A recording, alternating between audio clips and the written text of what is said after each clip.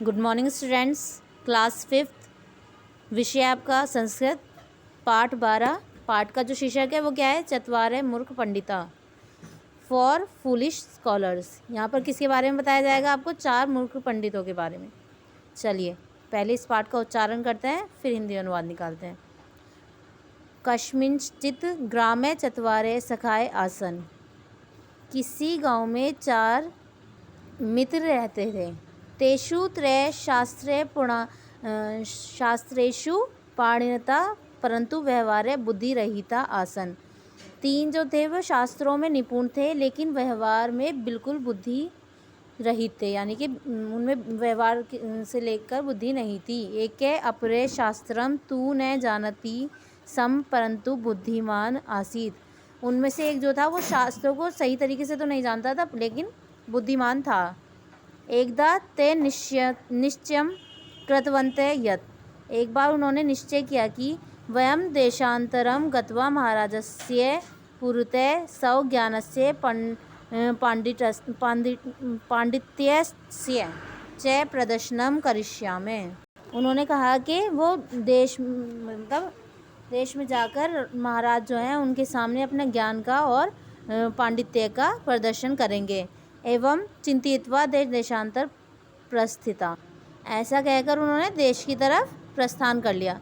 मार्गे ते एकस्य मृत सिंहस्य अस्थिनि दृश्यन्ते। उन्होंने मार्ग में क्या देखा? एक मृत शेर को देखा, उसकी अस्थियां पड़ी थी, उसे देखा। तदा तेषु एके उक्तवान।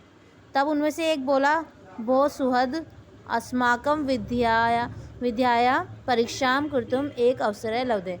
कि मतलब आओ, हमें कितना अच्छा अवसर मिला है अपने विद्या की परीक्षा लेने का। वयम एन सिंह जीवित कुर्मैति। हम इस शेर को जीवित कर देंगे।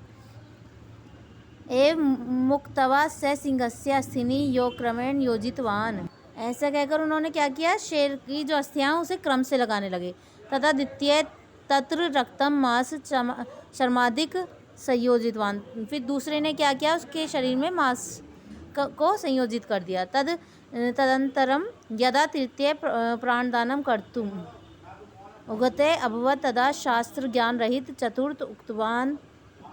अब जो तीसरा था उसने वो क्या करने की तैयारी कर रहा था? उसमें प्राण देने की तैयारी कर रहा था। जो चौथा जो शास्त्रों से रहित था, जो उनका मित्र था चौथा, उसने उन्हें रोका। एतस्य जीवदानम मा करू। इसको जीवनदान मत दो। यदि ऐसे सिंह जीवित अभवत, अगर यदि यह सिंह जीवित हो गया, तर्हिम अस्मान अमार्यत, तो ये हमें मार देगा। तब श्रुत्वा तृतीय उक्तवान। तो यह सुनकर तीनों बोले, हे मूर्ख, अहम सब विद्याया परीक्षा करिष्यामि। हम सब यहाँ पर अपनी विद्या की परीक्षा कर रहे हैं। अतः अहम जीवनदानम तु अवश्य दास्यामि। तो हम इसको जीवनदान तो अवश्य देंगे।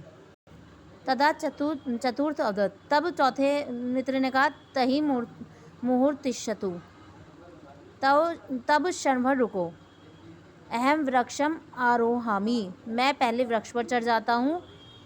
इत्युक्त्वा स एकम वृक्ष आरुणवान। ऐसा कहकर वह वृक्ष पर चढ़ गया। तृतीय सिंहस्य जीवनदानम कृतम। तीनों ने क्या करा? उसको जो तीसरा था उसने उसे जीवनदान दे दिया। जीवित भूतवा स सिंह त्रीन अपि पंडिताम हत्या खादितवान।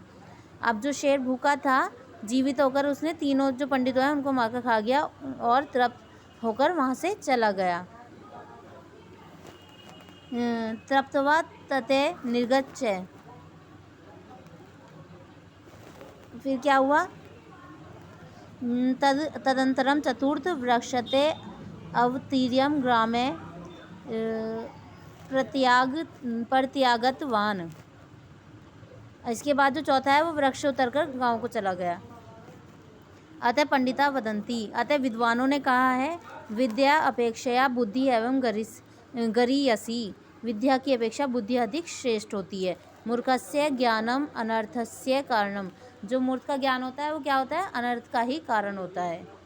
तो आपको भी इसी तरह से उच्चारण करना है और नीचे गुरु मंत्र दिया गया है उसका भी उच्चारण करना है। Okay students, thank you.